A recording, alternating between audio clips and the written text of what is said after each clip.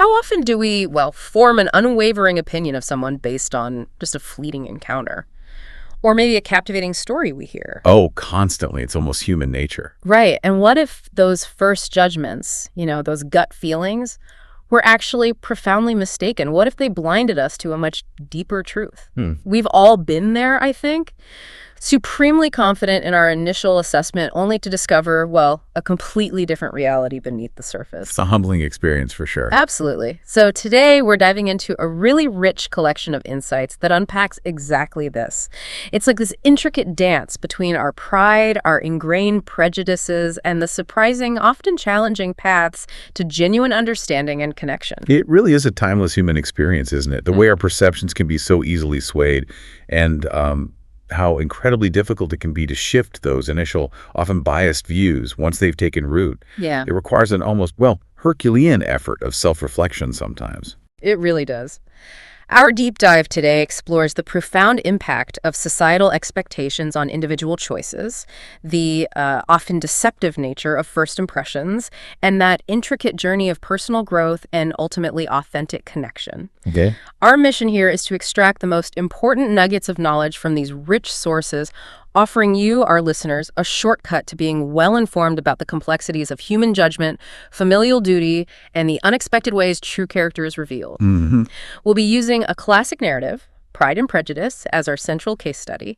Think of it like a meticulously documented observation of human behavior and social dynamics. Right. It provides such vivid examples. But we'll also be drawing on a broader stack of insights, too, from historical analyses to, psychological research, to truly understand the universal principles at play here. Indeed. Think of the novel almost as our laboratory, providing these detailed, vivid examples, which we can then cross-reference with wider research to understand the underlying mechanisms that govern human interaction and perception, both then and now. Exactly. So let's unpack this. We're going to start by setting the scene. The really high stakes of society where marriage was far, far more than just a matter of the heart. Oh, absolutely. In the society depicted in our primary source, and frankly, in many historical contexts, marriage wasn't just about personal affection. It was a paramount economic and social imperative, particularly for women.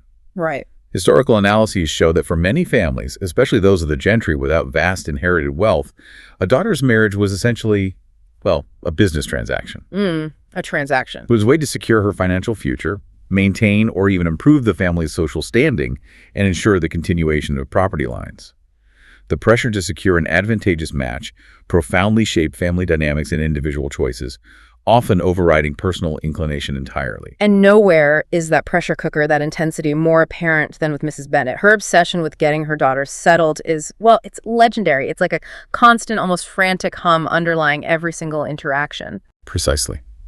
Our sources paint a very, very vivid picture of Mrs. Bennet. She's driven by this intense, almost singular desire to secure advantageous marriages for her 5 daughters. 5 daughters, yeah. And her primary focus immediately falls on Mr. Bingley.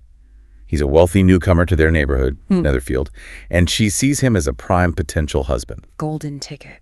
Pretty much. Her anxiety about this imperative is just palpable.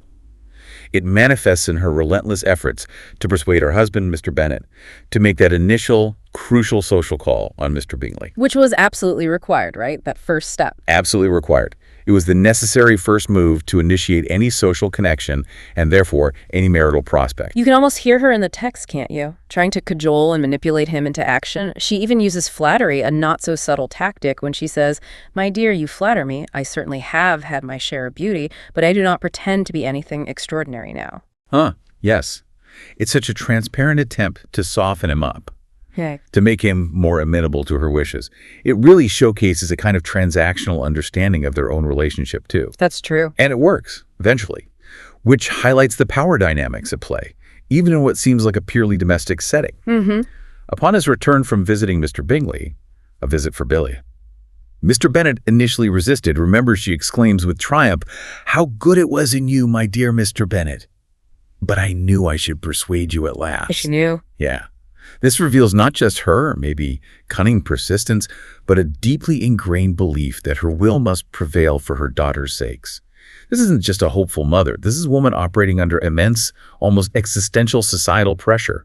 She views her daughter's marriages as her life primary project. And it's not just about securing one match, is it? It's like she's immediately sizing up the possibilities for all of them, like a general deploying her troops. Exactly. Her immediate speculation about her youngest daughter, Lydia, dancing with Mr. Bingley. You know, Lydia, my love, though you are the youngest, I dare say Mr. Bingley will dance with you at the next ball. It reveals the constant underlying strategizing behind her outward enthusiasm. She's already planning the next move. Always. She's not just celebrating one potential success, she's already mentally advancing the next chess piece. This intense focus, as some sociological studies might suggest, can be seen as a form of social capital management by parents. Interesting term. Where every interaction, every social event is analyzed for its potential to improve their children's future standing. This kind of intense parental anxiety about a child's future prospects, though it manifests differently today, is still observable, isn't it? Whether it's academic achievement, career success, or even like curated social media presence. That's a really powerful point. This constant push, this strategizing, it just highlights the immense societal pressure on mothers specifically to secure their daughters' futures. And it's a pressure that often led to behavior that was perceived by others anyway as overbearing or indiscreet, simply because the stakes were so incredibly high. It's almost a form of, I don't know, economic warfare played out in drawing rooms and ballrooms. That's an apt description. And this societal battlefield becomes starkly clear at the Meryton Assembly. This is where characters are introduced and critical first impressions are made. Oh, yes, the Assembly. And these impressions, as psychological research on the primacy effect demonstrates, often linger and influence perceptions for a long, long time. Sometimes they prove incredibly difficult to dislodge. Right. So Mr. Bingley arrives on the scene, and he's an instant hit.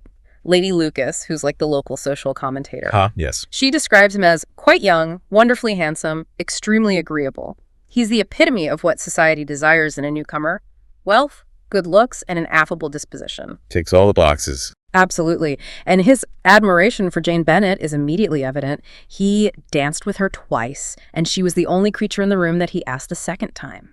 This sets a very positive tone for him right away, confirming his desirability and his good nature. In stark contrast, you have Mr. Darcy. His initial demeanor creates an immediate and profoundly negative impression. His disdain for the local society is almost palpable, particularly his blunt refusal to dance. He states very clearly and with frankly unapologetic pride, "I certainly shall not. You know how I detest it, unless I am particularly acquainted with my partner." At such an assembly as this, it would be insupportable. Insufferable, basically. Basically. Your sisters are engaged, and there is not another woman in the room whom it would not be a punishment to me to stand up with. This isn't just a preference. It's a public declaration of superiority, a clear marker of social distance. Ouch. And Elizabeth overhears that very line, or something very close to it. You can practically feel her prejudice against him solidifying in that precise moment. That's such a powerful scene. It really sets the stage for the pride and prejudice that will define the key relationships in the narrative. It's not just that he's proud, it's how that pride translates into a perceived and deeply felt insult to her and her entire community. And psychologically, this triggers what we call confirmation bias, doesn't it? Yeah. Once Elizabeth forms this initial negative impression, she's likely, perhaps unconsciously, to seek out and interpret future information in a way that confirms her existing belief about Darcy. Yeah, she's looking for evidence now. Right. And these first impressions, both the positive ones for Bingley and the negative for Darcy, are amplified by others in society, particularly the Bingley sisters, Caroline Bingley and Mrs. Hurst. Oh, yes. They actively disapprove of the Bennet family's social standing, especially what they deem their low connections in Meryton. They try quite hard to dissuade Mr. Bingley from pursuing Jane, reinforcing this idea that lineage and social circle are paramount above all else, including, personal charm or beauty. You see their contempt so vividly when Elizabeth walks 3 miles to Netherfield to care for her sick sister, Jane. The horror. The horror. They mock her dirty stockings and label her behavior an abominable sort of conceited independence, a most country town indifference to decorum. It's an immediate, completely superficial judgment of her character based on a perceived breach of social etiquette. It really illustrates how quickly appearance and convention trump genuine concern or virtue in their estimation. Totally. And Mrs. Hurst explicitly articulates her concern about Jane's marriage prospects because of her family. She laments, "But with such a father and mother and such low connections, I am afraid there is no chance of it." And she specifies those connections, too. She does, specifically mentioning their uncle being an attorney on Meryton and another relative who lives somewhere near Cheapside. Now, to be clear, low connections wasn't just snobbery, although it certainly was that too. Right. It was a practical, often insurmountable barrier. Having an uncle who was an attorney on Meryton meant a professional background rather than landed gentry. Okay. Similarly, a relative in Cheapside, which was a bustling commercial district in London, implied a connection to trade, which was considered definitively beneath the landed gentry. These social markers placed the Bennets firmly outside the elite marriage market. So it really limited the advantageous matches available for all the sisters. Absolutely. Regardless of their individual virtues or beauty. This highlights the rigid class structure of the time, where social capital was largely inherited and mobility was severely restricted. That's such a crucial distinction. It shows that rigid structure, where who you know and who your family is often outweighs personal qualities in the pursuit of security and status. It's a world operating on very different rules. And moving from these sort of social calculations to an even more explicit, almost bureaucratic approach to matrimony, we encounter Mr. Collins. Mr. Collins. His philosophy of marriage is entirely utilitarian. It's driven by duty and social aspiration, not genuine affection. His proposals really highlight these contrasting philosophies of marriage, and they reveal the difficult choices women faced. And his offer to Elizabeth is, well, it's a marvel of self-importance and, frankly, logical fallacy. It's less a passionate proposal and more like a formal declaration of intent, almost a business proposition. It really is. He lists 3 reasons for marrying. First, as a clergyman, it's his duty to set the example of matrimony in his parish. Second, it's in compliance with the earnest entreaty of my noble patroness, Lady Catherine de Bourgh, reinforcing his social climbing. Name-dropping his patroness, yes. And third, he sees it as atonement for inheriting the Longbourn estate from the Bennet family. It's entirely devoid of personal feeling, focusing purely on duty and perceived advantage. His imperviousness to genuine feeling is astonishing, isn't it? Almost comical if it weren't so serious. He completely dismisses Elizabeth's firm refusal. He doesn't even hear it. He doesn't. Believing it the established custom of your sex to reject a man on the first application, which is just a bizarre misinterpretation of courtship rituals. It shows such a profound misunderstanding of real human interaction and affection. It underscores his self-absorbed nature and his inability to read basic social cues. He's operating from some rigid script in his head rather than actually engaging with another person. Elizabeth, though, is having absolutely none of it. She stands her ground with remarkable spirit and clarity. She insists, I would rather be paid the compliment of being believed sincere. I thank you again and again for the honor you have done me in your proposals, but to accept them is absolutely impossible. My feelings in every respect forbid it. Can I speak plainer? You can't get much plainer than that. Right. This interaction powerfully underscores her independent spirit and her flat-out refusal to marry without affection. It contrasts so sharply with Mr. Collins's mechanical understanding of matrimony. It's an early assertion of individual choice against societal pressure, a theme that honestly resonates even today. Absolutely. And this brings us directly to Charlotte Lucas's acceptance. It's such a stark study in practicality that further eliminates the difficult choices facing women of that era. Elizabeth is, understandably, astonished when her close friend Charlotte accepts Mr. Collins' proposal just days later. Yeah, that's a shocker. Charlotte's reasoning is purely pragmatic, completely devoid of romantic pretense. She says, I am not romantic, you know, I never was. I ask only a comfortable home. And considering Mr. Collins' character, connection, and situation in life, I am convinced that my chance of happiness with him is as fair as most people can boast on entering the marriage state. Wow. As fair as most people can boast. It's a strategic alliance for survival, isn't it? Not a joyful union. It's heartbreakingly logical, as you say, but this kind of pragmatic choice, born of necessity, does it truly lead to any form of happiness, even if it's not romantic bliss? What does it say about the compromises women were forced to make back then? And arguably, in different ways, still make today. Exactly. The narrative itself gives us a clue through Mrs. Bennet's reaction, which further clarifies the family's, well, bottom line.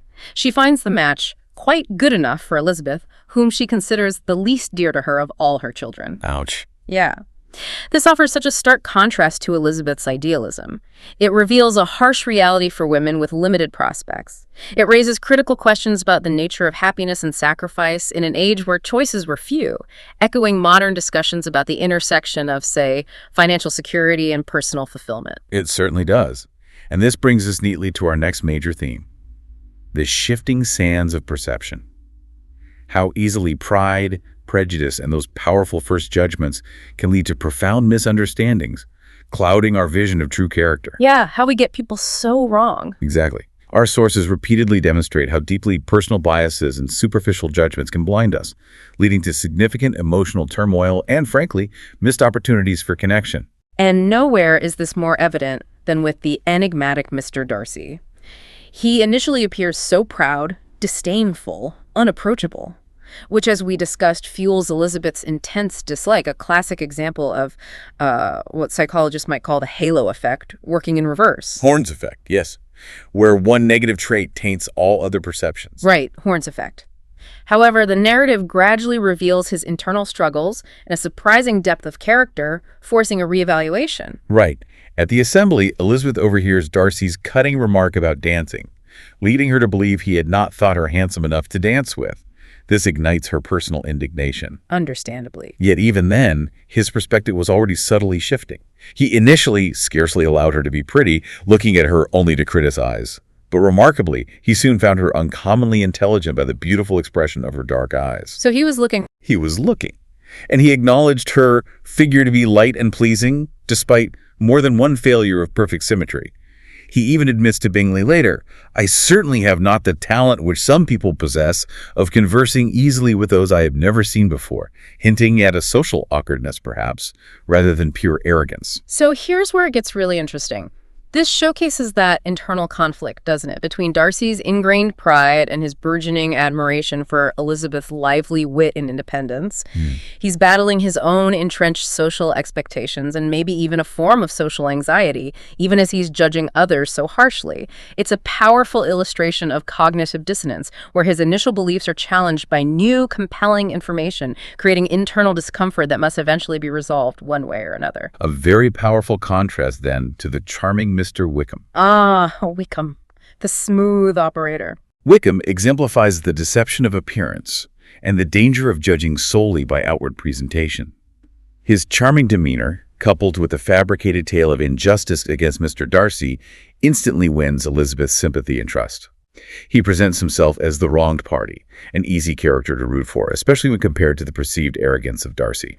He's introduced with a very superior countenance and gentlemanlike appearance, making him seem as far beyond them all in person, countenance, air, and walk in Elizabeth's eyes, at least initially. And he tells Elizabeth this compelling sob story about how the late Mr. Darcy, his benefactor, promised him a valuable living in the church, but the current Mr. Darcy unjustly deprived him of it, calling his behavior scandalous. This narrative plays directly into Elizabeth's existing prejudice against Darcy, making it an incredibly potent piece of misinformation. Totally. Elizabeth is entirely convinced. She reflects later that she had neither been seeing him before nor thinking of him since with the smallest degree of unreasonable admiration. She buys it completely. In contrast, her sister Jane, ever charitable, struggles to believe Wickham's account. She finds it hard to reconcile with Bingley's consistently good opinion of Darcy. Right, Bingley vouches for Darcy. Exactly. But she's also reluctant to question the veracity of a young man of such amiable appearance. This highlights Jane's inherent goodness, but also perhaps her vulnerability to superficial charm, a common human tendency often discussed in social psychology concerning the attractiveness bias. We tend to trust attractive people more. That's true. And this deeply ingrained prejudice against Darcy, fostered by Wickham's persuasive yet totally false narrative, becomes a significant barrier to Elizabeth's understanding of Darcy's true character. It powerfully illustrates how easily we can be swayed by a good story and a pleasant face, especially when it confirms our existing biases. It's a real-world cognitive trap, isn't it? Information that confirms our beliefs is accepted readily, often without much scrutiny, while information that challenges them is often scrutinized intensely or just dismissed outright. The turning point, and a truly catalytic moment in Elizabeth's journey of self-reflection, comes with Darcy's letter. Ah, the letter. Crucial. Absolutely crucial. Following Elizabeth's angry, almost blistering rejection of his first, deeply flawed proposal, Darcy sends a letter that meticulously explains his actions concerning both Jane and Wickham. And this forces Elizabeth into a painful but absolutely necessary reevaluation of her judgments and, crucially, her own biases. Okay, so let's break down the letter. First, regarding Bingley and Jane. Darcy clarifies his role in separating them. He asserts he genuinely believed Jane was indifferent to Bingley's affections. Right. He explains, the serenity of your sister's countenance and air was such as might have given the most acute observer a conviction that, however amiable her temper, her heart was not likely to be easily touched. He interpreted her calm and composed demeanor not as reserved affection, but as a lack of deep feeling. Interesting interpretation. And he also confesses a self-serving bias here, admitting, I did not believe her to be indifferent because I wished it. I believed it on impartial conviction, as truly as I wished it in reason. This is a fascinating admission. He is acknowledging his own confirmation bias at play. He wanted her to be indifferent. Exactly, because of her low connections, and so he saw indifference. He further reveals his condescension to adopt the measures of art so far as to conceal from him your sister's being in town, actively preventing Bingley from pursuing her further. Wow. This explanation, while certainly revealing his pride and class consciousness, also shows his genuine, albeit misguided, concern for his friend's happiness and his belief in Jane's lack of strong reciprocal feelings. It makes you reconsider his motives, doesn't it? Understanding them as this complex mix of protective friendship and ingrained social prejudice. That dual motivation is so important. He wasn't simply malicious. He was operating within his own bias framework, his own worldview. Precisely. But the letter also thoroughly, devastatingly, exposes Wickham's true character. Okay, this is the big reveal. This is the big reveal. Darcy details his extravagance and general profligacy, providing concrete evidence of his dissolute lifestyle. He reveals Wickham's audacious attempt to elope with his 15-year-old sister, Georgiana Darcy, purely for her fortune, a truly predatory act. 15! That's shocking. Absolutely. Elizabeth, reflecting on this, finally notes her own sense of the impropriety of such communications to a stranger. By Wickham, a key red flag she had initially ignored. Right, why is he telling her all this? Exactly. And she sees the inconsistencies in his story, like boasting he had no fear of seeing Mr. Darcy, yet conspicuously avoiding the Netherfield ball when Darcy was actually present. She finally recognizes his mercenary pursuit of Miss King for her fortune, seeing a clear pattern of opportunistic behavior. The pieces finally click into place. And this is the moment of profound realization for her. This revelation shatters her idealized image of Wickham and forces her to confront her own prejudice, her hasty, ill-founded judgment of both men. She reflects with searing honesty that she was blind, partial, prejudiced, absurd. That's harsh self-critique. It is. This isn't just an aha moment. It's a painful cognitive restructuring, where deeply held beliefs are shattered by irrefutable evidence. It's a powerful lesson in critically examining our initial reactions and the information we receive. It reminds us that charm can mask deceit, and sometimes aloofness can conceal integrity. This brings us to a broader theme then. How family fortunes and, well, family foibles deeply impact reputation and happiness in this social landscape. A family's collective reputation was paramount. It was like the ultimate social currency. Absolutely. The indiscretion of one member could bring widespread disgrace, impacting the futures of all the others. This isn't merely social snobbery. It's a practical, often devastating reality of the time. And you see this playing out through the Bennet parents, whose contrasting approaches to their daughters' futures are stark and ultimately pretty detrimental. Mr. Bennet's detached and often amused approach to his younger daughter's upbringing stands in stark contrast to Mrs. Bennet's frantic, yet often ill-judged, attempts to secure their futures. His inaction is, in its own way, as damaging as her overreaction. Elizabeth's own thoughts reveal her father's imprudence in marrying a woman of weak understanding and a liberal mind. This early misstep led him to seek his principal enjoyments in the country and of books, finding amusement in his wife's ignorance and folly, rather than engaging with her or actively parenting his younger daughters. Yeah, he just retreats. He retreats. Elizabeth directly confronts him about Lydia and Kitty, stating, "If you, my dear father, will not take the trouble of checking her exuberant spirits, she will soon be beyond the reach of amendment." His cool and dismissive responses just highlight his long-standing neglect, his abdication of parental responsibility. It's a powerful indictment of his parenting style, isn't it? This parental dynamic directly contributes to the younger daughter's lack of discipline and the family's overall vulnerability to scandal. Mr. Bennet's intellectual superiority and sarcastic wit, while maybe entertaining to him, provide no moral compass or guidance for his impressionable younger children. None at all. So when that scandal eventually hits, it hits hard. Not just on the individual Lydia, but on the entire family unit, proving that collective burden of reputation. Indeed. Lydia's impulsive elopement with Wickham of all people, Yeah. plunges the Bennet family into a crisis of immense proportions. It threatens not only her own ruin, but the marriage prospects of all her sisters. The implications of such a scandal in that era were just far-reaching and devastating. The initial shock is conveyed so well in Jane's frantic letter to Elizabeth with the devastating news.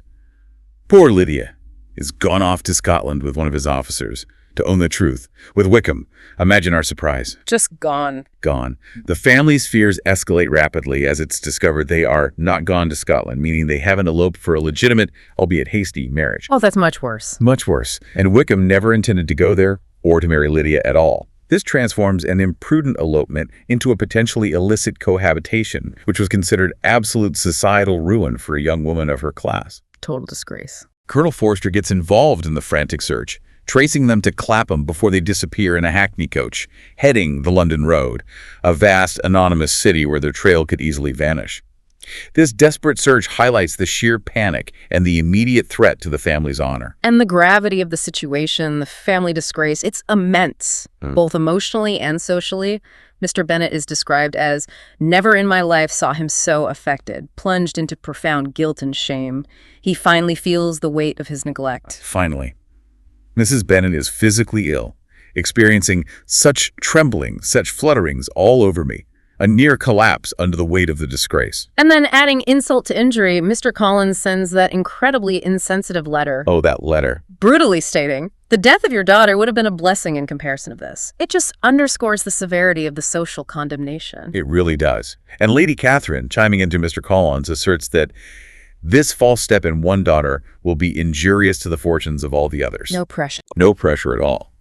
Elizabeth feels a profound humiliation and believes that everything must sink under such a proof of family weakness, such an assurance of the deepest disgrace. This whole sequence vividly portrays the brutal social consequences of a compromised female reputation and the collective burden on the family. It's a stark historical reminder of how individual actions could destroy an entire family's future prospects. Amidst this chaos, though, Mr. Gardiner, Elizabeth's uncle, emerges as a voice of reason. He takes decisive action, embodying practical competence when everyone else is falling apart. He really does.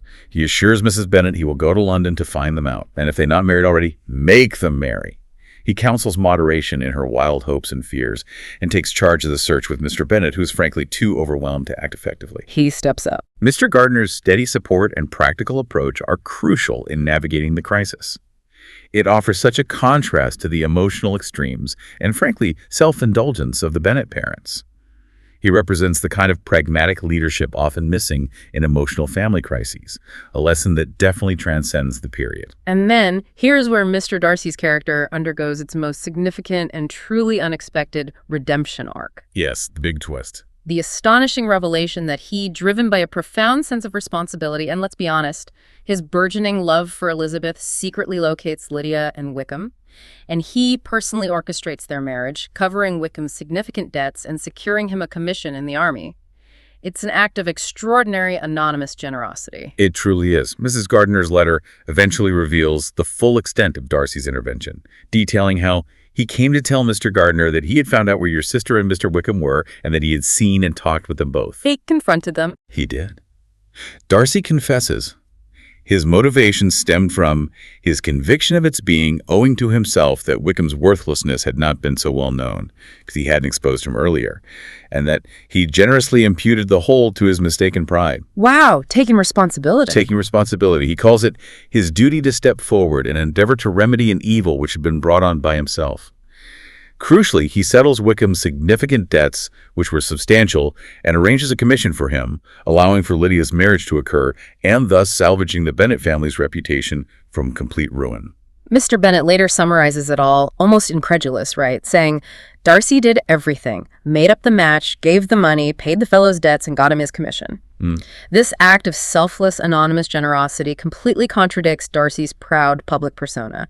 It reveals his true moral compass and undoubtedly his deep affection for Elizabeth. It entirely reframes everything we thought we knew about him, and more importantly, everything Elizabeth thought she knew. It's a powerful testament to the idea that true character is often revealed not in grand declarations, but in quiet, impactful actions taken when no one is looking.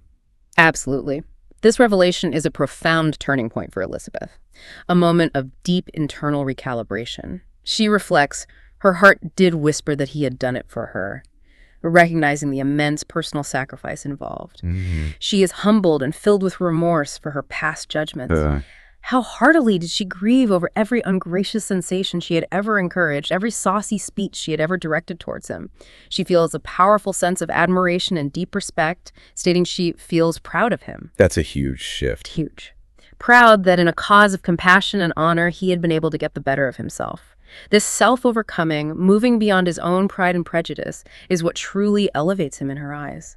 This moment finally resolves Elizabeth's prejudice, doesn't it? It allows her to see Darcy's inherent goodness and understand the noble intentions behind his actions, rather than just the perceived arrogance. It's a huge, painful, but ultimately liberating realization for her. And it brings us to our next big idea, redefining love and connection. Indeed. The journey of Elizabeth and Darcy is such a powerful testament to how genuine connection can emerge from initial animosity, fueled by self-reflection, mutual understanding, and the willingness to challenge one's own assumptions. It's almost a masterclass in overcoming cognitive biases and embracing empathy. Elizabeth's feelings for Darcy undergo this radical transformation, moving from intense dislike and indignation to deep respect, gratitude, and eventually ardent love. It's a true emotional journey, far from a simple, romantic flick. It's about the hard work of truly seeing another person. Absolutely. After reading Darcy's letter and learning of his critical intervention for Lydia, Elizabeth's anger was turned against herself, and his disappointed feelings became the object of compassion. His attachment excited gratitude, his general character respect. A complete turnaround. Complete. She comes to comprehend that he was exactly the man who, in disposition and talents, would most suit her. Her gratitude becomes profound, not merely for having once loved her, but for loving her still well enough to forgive all the petulance and acrimony of her manner in rejecting him, all the unjust accusations accompanying her rejection. That's real forgiveness and understanding. It is. This internal monologue highlights the emotional labor involved in overcoming those deep-seated biases and recognizing true merit. It's not an easy switch. It's a process of reevaluation and self-reflection, demonstrating how challenging yet rewarding it is to move beyond initial judgments. And just when you think things might be settling down, Lady Catherine de Bourgh, Darcy's formidable aunt, makes her grand, albeit rather ill-timed, entrance. Oh, Lady Catherine. You can always count on her to stir the pot. Her intervention serves as a final, albeit unexpected, test of Elizabeth's resolve and character. And in a surprising twist, it actually aids the lovers. How so? Well, learning of rumors of Darcy's interest in Elizabeth, Lady Catherine directly confronts her at Longbourn. She demands Elizabeth renounce Darcy, convinced that such a match is beneath him and against her own long-held wishes for her nephew to marry her own daughter, Anne. She arrives like a battleship, imperious, demanding answers. You can be at no loss to understand the reason of my journey, Heather. Your own heart, your own conscience must tell you why I come. No subtlety there. None. She insists on Elizabeth confirming if Darcy has made you an offer of marriage, which Elizabeth, fiercely independent and aware of Lady Catherine's meddling nature, refuses to answer directly, stating it's a private matter. Good for her. Lady Catherine then rails against the perceived impropriety of such a match, citing Darcy's supposed tacit engagement with Miss de Bourgh and her own social standing. She calls Elizabeth an obstinate, headstrong girl for daring to defy her. But Elizabeth stands firm, doesn't she, declaring, if there is no other objection to my marrying your nephew, I shall certainly not be kept from it by knowing that his mother and aunt wished him to marry Miss de Bourgh. Such a powerful moment. And she adds, with defiant dignity, you have insulted me in every possible method. I must beg to return to the house. This direct confrontation is a powerful assertion of Elizabeth's self-worth and independence against the crushing weight of social hierarchy. What's truly fascinating here is the ironic outcome. Lady Catherine's aggressive attempt to separate them backfires spectacularly. Ow. Darcy later reveals that Lady Catherine's unjustifiable endeavors to separate us were the means of removing all my doubts. Elizabeth's steadfast refusal to be intimidated by his formidable aunt convinces Darcy of her true affection and strength of character. So it actually pushed him towards her. It solidified his resolve. Her interference, meant to destroy the possibility, ultimately cemented their union. It's a perfect example of psychological reactance, where attempts to restrict someone's freedom actually increase their desire for it. Wow, that's brilliant. Which brings us to the path to genuine understanding and Darcy's second proposal. Darcy returns to Longbourn with Bingley, who, by the way, is now free to pursue Jane again, thanks to Darcy's confession. Right, that subplot resolves too. Exactly. And Darcy proposes to Elizabeth again, this time with a humility born of self-awareness and a profound change in character. Elizabeth accepts, leading to some pretty profound emotional reactions from her family. And his humility is evident right from the outset, isn't it? Darcy, in an agitated manner, confesses, "In vain I have struggled. It will not do. My feelings will not be repressed. You must allow me to tell you how ardently I admire and love you." So different from the first proposal. Completely. Elizabeth, in turn, responds by admitting her sentiments had undergone so material a change as to make her receive with gratitude and pleasure his present assurances. He tells her that your reproofs had been attended to and fully acknowledges his past arrogance, particularly his pride regarding her family's social standing. And crucially, he also confesses to Bingley his mistaken belief about Jane's indifference and his having purposefully kept it from him.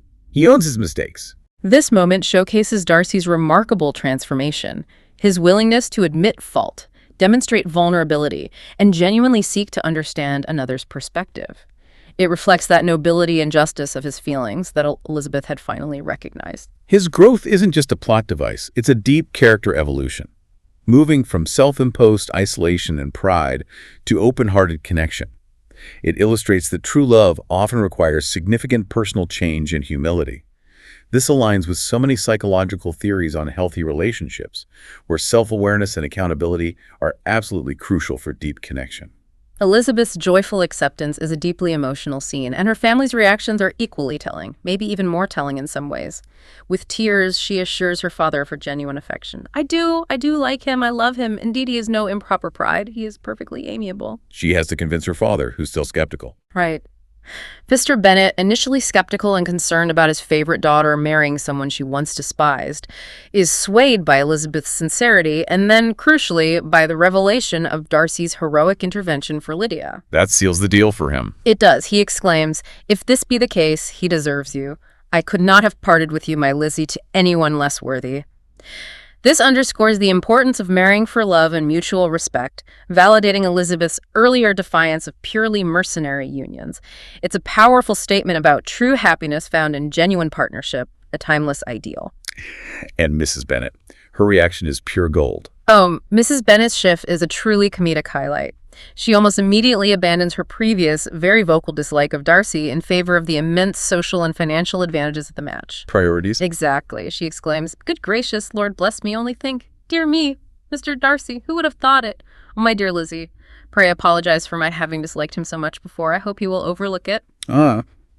Unbelievable. And she boasts ecstatically of a house in town, everything that is charming, 3 daughters married, 10,000 a year. Oh, Lord, what'll become of me? I shall go distracted. It provides such a humorous, yet deeply insightful commentary on human nature's capacity to adjust opinions when self-interest and perceived status are fulfilled. It's a universal truth, perhaps, that some people's principles are remarkably fluid when faced with significant social or financial gain. What's fascinating here, though, is that even with these happy endings for Elizabeth and Jane, our sources don't just tie everything up with a neat bow. They don't sugarcoat the aftermath. There are enduring characters and lingering lessons that continue to play out, showing that people don't magically change overnight. Absolutely. Looking beyond the immediate joy of the proposals, our sources provide a really candid view of how characters continue to evolve, or in some cases, remain stubbornly fixed, and the lasting lessons that emerge from their journeys. Not everyone undergoes a profound transformation like Darcy or Elizabeth. The Wickham-Lydia marriage is a prime example of that, isn't it? continued imprudence, and a complete lack of personal growth. Despite Darcy's significant intervention to secure their marriage and prevent public ruin, Wickham and Lydia continue their reckless and self-serving ways. It highlights that a change in marital status doesn't necessarily lead to a change in character or behavior. Not at all. Lydia returns untamed, unabashed, wild, noisy, and fearless, immediately boasting of her marriage and attempting to assert social dominance over Jane. Jane, I take your place now, and you must go lower, because I am a married woman. Charming! Utterly. Elizabeth observes that Wickham's affection for her soon sunk into indifference. Hers lasted a little longer. They are consistently characterized by continued extravagance, always spending more than they ought, and frequently needing financial assistance from Jane or Elizabeth. Still sponging off the family. Still sponging. Wickham even holds out hope that Darcy might yet be prevailed on to make his fortune, demonstrating his persistent opportunism and total lack of genuine remorse or gratitude. This storyline really serves as a cautionary tale about the consequences of marrying for superficial reasons and a profound lack of foresight or self-control. Yeah. It reminds us that ingrained character traits, especially those involving irresponsibility and entitlement, are incredibly difficult to shake, even after experiencing severe consequences. Some people just don't learn. But the sources also show a different kind of evolution within the Bennet family, particularly with Kitty's improvement. Right, that's a more hopeful note. The removal of Lydia's negative influence and Kitty's increased exposure to her sensible elder sisters leads to her marked improvement. While Mary, the other sister, remains largely consistent in her intellectual pursuits and, well, moralizing. That's a great point about the power of environment. The narrative notes that Kitty, to her very material advantage, spent the chief of her time with her two elder sisters. In society so superior to what she had generally known, her improvement was great. So environment matters. Hugely. She was not of so ungovernable a temper as Lydia, and, removed from the influence of Lydia's example, she became, by proper attention and management, less irritable, less ignorant, and less insipid. Her father, Mr. Bennet, importantly, actively prevents her from visiting Lydia, recognizing the detrimental influence. Smart move. Finally. This highlights the powerful role of environment and peer influence on character development, particularly for younger, more impressionable individuals. It echoes developmental psychology theories on the impact of social learning. Meanwhile, Mary, remaining at home, is necessarily drawn from the pursuit of accomplishments by Mrs. Bennet's being quite unable to sit alone, but she could still moralize over every morning visit, suggesting her core personality is more fixed, her habits deeply ingrained. And even Lady Catherine, the absolute epitome of rigidity and social conservatism, eventually shows a glimmer of change, or, at the very least, a shift in priorities. Well, maybe not change, but adaptation perhaps. Lady Catherine, initially extremely indignant about Darcy's marriage to Elizabeth and sending very abusive sentiments about the union. Which led to a temporary freeze-out, right? Yes, a cessation of all intercourse between her and Darcy. She eventually reconciles with them. The narrative suggests this was driven either by her deep-seated affection for Darcy, despite her disapproval of his choice, or simply by her insatiable curiosity. Curiosity is powerful. It is.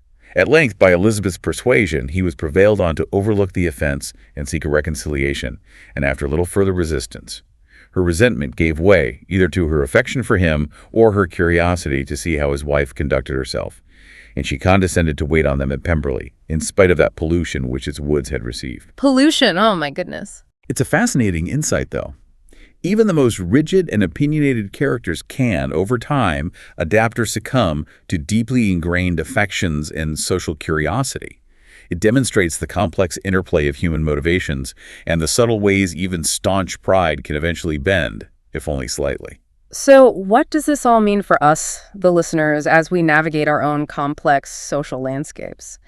The collected wisdom from this deep dive, pulling from both this timeless narrative and broader human studies, seems to emphasize the critical importance of overcoming personal biases and seeking true understanding in our interactions and judgments. I think that's right. Elizabeth's reflection on why Darcy was attracted to her despite her initial bluntness really nails this point. She tells him, "You are disgusted with the women who are always speaking and looking and thinking for your approbation alone. I roused and interested you because I was so unlike them." She challenged him. "Had you not been really amiable, you would have hated me for it. But in spite of the pains you took to disguise yourself, your feelings were always noble and just. And in your heart, you thoroughly despise the persons who so assiduously courted you. This speaks volumes about the value of authenticity and intellectual honesty over superficial flattery. And Darcy, in turn, reflects his own growth, admitting, "My conscience told me that I deserve no extraordinary politeness, and I confess that I did not expect to receive more than my due." This acknowledgement of his past pride and the justice of Elizabeth's reproofs shows true self-awareness. It really does. The journey of these main characters, viewed through this multi-source lens, is such a powerful testament to the idea that true connection and happiness are built on mutual respect, self-awareness, and the willingness to see beyond the superficial. To challenge our initial judgments and to do the hard work of understanding, it's about recognizing inherent worth, even when it's hidden behind pride or distorted by prejudice. It's a profound lesson in critical thinking applied to human relationships, isn't it? Not just what we observe, but how we choose to interpret it, and the courage it takes to admit we might have been wrong. Absolutely. That humility is key. So we've journeyed through a pretty remarkable deep dive today. We've explored the intricate social fabric of an era, the powerful and often deceptive nature of initial impressions, and the profound personal growth that comes from challenging our own biases. We've seen how pervasive societal pressures shape destinies, how deception can hide behind charm and a compelling narrative, and how true nobility can be found in unexpected, often anonymous, acts of kindness. It's a powerful reminder, isn't it? That while the settings and specific societal rules may change drastically, the fundamental aspects of human nature, pride, prejudice, the desire for connection, the capacity for growth and self-correction remain remarkably constant across centuries and cultures. That's so true. These dynamics aren't just historical curiosities. They are deeply ingrained patterns of human behavior that we encounter every single day. So, as you, our listeners, navigate your own social landscape, whether it's in a new work environment, a casual gathering, or a significant personal encounter, maybe consider this. What hidden biases might be shaping your judgments right now? What assumptions are you making based on a fleeting glance or maybe a secondhand story? It's worth asking. And what surprising truths or perhaps profound connections might you uncover if you dared to give someone, or maybe a situation, a second, deeper, more open-minded look? That's something to truly ponder, but perhaps even challenge yourself with this week. Thanks for joining us on The Deep Dive.